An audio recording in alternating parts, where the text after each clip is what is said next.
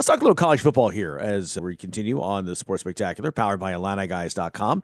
He's Mike. He's Brad. I'm Larry. Okay, so the year of our Lord 2025, and we've got 12 teams in the college football playoff. In 2026, it is going to increase, possibly to 14, probably to 16 teams, the way it's headed. Let's just accept it. Sorry, I know you don't like it. You know what? Some folks, they still use rotary phones at home. God bless them. Okay. It is what it is.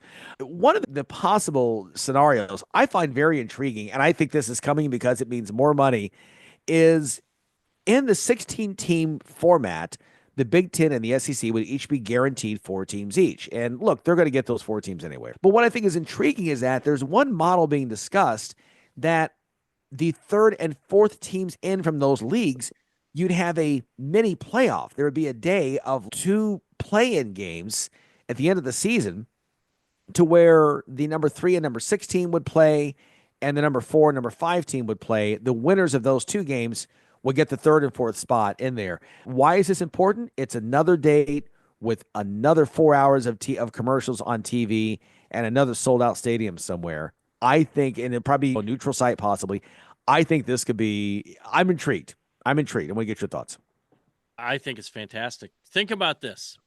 You always have these championship games where one team gets to play in and they're playing for the championship to get the automatic bid. But the reality is, in places like the Big Ten and the SEC, the team that loses the championship game of the conference is still going to make the college football playoff most of the time. So now you add in another two more games, one on maybe Friday night, one on Saturday afternoon prior to that. It's just more TV money. It's more eyeballs. And then you can't make the argument that they had to play an extra game, because every team that's in there would have had to play an extra game. Then it makes sense. So they don't get the bonus. What was the benefit to Oregon playing in the Big Ten championship game? They won, but they don't get a break, right? They just got to play. And so they end up getting a break because they got to buy. But you understand what I'm saying is now you put everybody on this kind of more level playing field, and it brings in more dollars. And that's what it's all about at the end of the day. These people think that they're going to put a couple games on like that, and I'm going to watch. If they think that, they're probably correct. Interesting thing. Like, doesn't it make more teams relevant? It does. Yeah, you're going down to the last step. Now somebody would argue that let's just make something up. Indiana, the first year in decades that they finally made it all the way, and then they lose. If they end up third, they lose to the 6th team, and they're like, great, we didn't make it there. But look, it gives you an extra game. That's what people want. I think it's a way to go. And Larry, there are 5 different apps to have rotary phones on Apple. I could not believe that in the App Store. Really? Yes. When you said still use rotary phones, I'm like, wonder if I could do that on my phone. And I look, and there's 5 different apps to do that. Just so I can't even go there right now down that rabbit hole. That's so crazy. Okay. Here's another reason why I love this concept. Love it.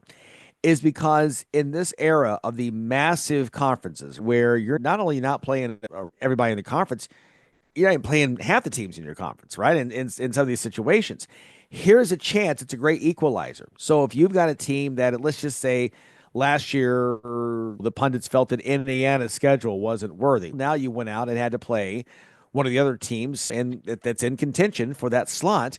And if you win that, you earn that berth into the playoff. It's an equalizer in terms of the unbalanced schedules, which will always happen now that we're in this era of 15, 16, and 18 team conferences. What will people complain about then, though, Larry? Oh, they'll find something. Because the seventh place team in the Big Ten or SEC didn't even get an opportunity to get in the playoff. What robbery! Yeah. But here's the funny thing is you may miss a team for 6 years, and then that's the year you play them in the regular season. Then you play them in the 3-6 game, and then you play them later on, and somehow you end up playing a third time in the CFP. Wow, we haven't seen these guys forever. And now I'm sick of them. Yeah, exactly. I think it's exciting. Yes, would I rather it go back to 11 game schedules and you play one bowl game? Sure, I would, but that is not happening. That is never going to happen in the history of the earth until So it's all said and done. It's not going to happen. So just embrace it and be a part of it. Another possible thing discussed by SEC peeps here this week is the 5+11 model. And that would put the 5 highest ranked conference champions in plus 11 at large. I had no problem with that model as well. I think you need to have the other conference, be it Navy is in there or Boise State or whomever, have that drama in there. I just think that having those teams in, it makes it complete because there's always that chance that a Boise State could go in and knock off a Penn State or knock off a Texas. Yeah, I think the Cinderella story is what has made March Madness so great in basketball. Yeah. Let's be honest, we really haven't had a lot of Cinderella stories in the college football playoff era. It's not quite the same thing, and because I'm sorry, even though maybe Notre Dame wasn't favored, they are definitely not a Cinderella when they make a run. So I would like to see that continue, and it doesn't necessarily mean that a team like a Boise State can win 4 games to win the national title, but they can win 1 and pull that upset. And I think that really changes the whole nature of this playoff. I like the 5-11 model. You get the best teams you can and then all those teams are also playing for it. So, you have the opportunity for them to play their way in.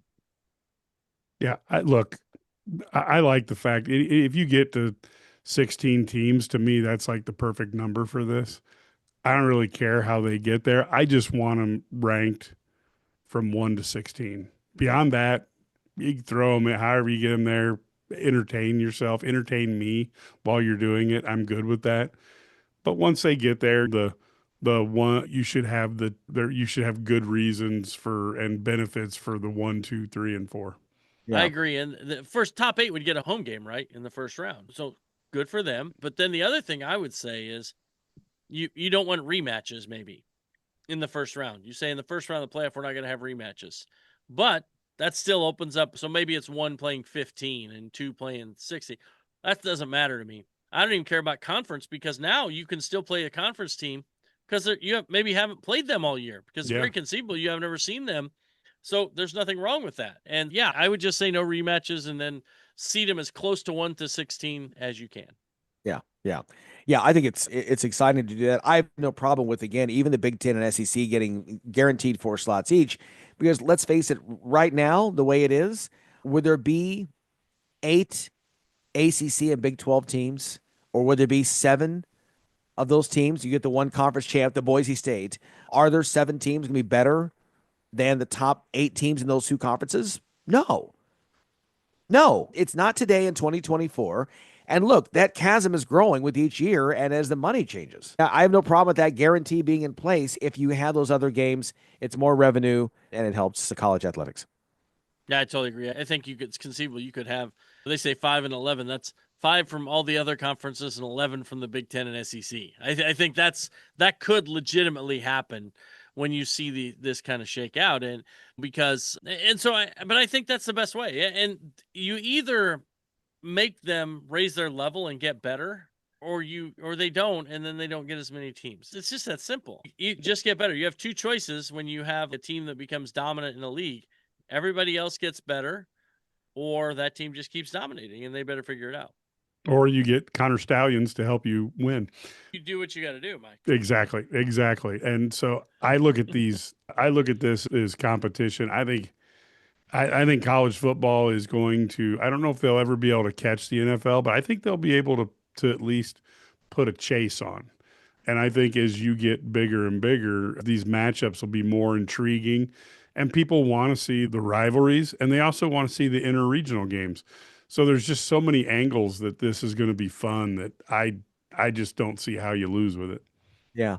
I'll tell you, in my household, it's already made an inroads in terms of competing against the NFL. I said it again during the fall many times. My wife and I, empty nesters, right? Kids off in college, grown. We would sit down to watch one game and wind up watching 3 or 4. And you're ordering a pizza before you know it. It's 11:30. You turn the TV off, going to bed. And it just was compelling TV all the way through. I think that's only going to continue to be the case as we get deeper into this. There's no question. Okay, put on your commissioner hat, and we've got all these discussions going on. What's the one thing we're missing in the college football equation? The one thing I would still, this is not going to happen. I would prefer to see them go back to a regular season 11 game schedule because you're adding so many games on the end. And so that way you're reducing the wear and tear, if you will, on 2/3 of college football. That's my one. I'm not in love with it. That's the one thing I would look at. That would be intriguing. I like the cross matchups. I would love to see, instead of just having one championship game, you make the last week of the season, if you're going to stay 12 weeks, you pick your matchups. You can like pick the matchups we want. So we can have a toilet bowl game, but we can also have two teams who are really like close to making the playoff. They need that one win. Let them play head to head. Figure out which team's better so we don't have to decide. We decided on the field. So make the last a grab bag week, if you will. And we select those games following the next weekend. Then we select the games and we play those last weekend games and we have the matchups that we want. If we're going to play a 12th week, let's make it useful. My commissioner hat says, Larry, we're not losing revenue of a week. We're not going to do that. So the TV channels, we can't do it because those network TV guys, they want their games. They're all greedy and want their money. Yeah, exactly. Larry knows all about this, but I think having a way to have a rivalry weekend, or to be honest, if you really wanted to do what Brad did, and it would be interesting, is you would basically take the Big Ten and SEC and do matchups that would be helpful in figuring out who deserves to be in there. That would be a huge ratings draw. Think of last year, you'd have Illinois and South Carolina in the actual playing a game to see who maybe gets into the CFP. I got to admit, by the way, folks, what you can't see is Cagley doing his best Lee Corso with this oversized Illini hat on his head over his headset. It's my commissioner hat. Hey, it is oversized, but it's just normal size for Mike. It's oversized for all other humans with normal sized heads. Exactly. He is. Have you seen the Michigan guy or the Boilermaker at Purdue, the Spartan in Michigan? Those guys with the small heads. He is a massive caricature. So there you go. Exactly. Oh my. No, I love the idea of having that wild card weekend. And if you're going to have the other 3 versus 6, 4 versus 5, have the other teams go in, and a little mini tournament as well. Have 7 play 18 and 8 play 7, whatever the case is. But if you play, the better you play, the better chance you have of having one more home game, and therefore you get the better revenue. That's your reward, is one more home game and the revenue. love it. Love that idea. Commissioner Sturdy, love that. Yeah. I should be commissioner. You should. I got to call Nick and see if I can get in with him. So Get in that. So assistant commissioner. Yeah. By the way, if you're going to go to his house for meetings, there's a spa, but you can't use it. And a 2 flush minimum for every toilet. So no fun, no games. No fun. Yeah. Yeah. One of the great ad campaigns out there. All right. We'll wrap it up next.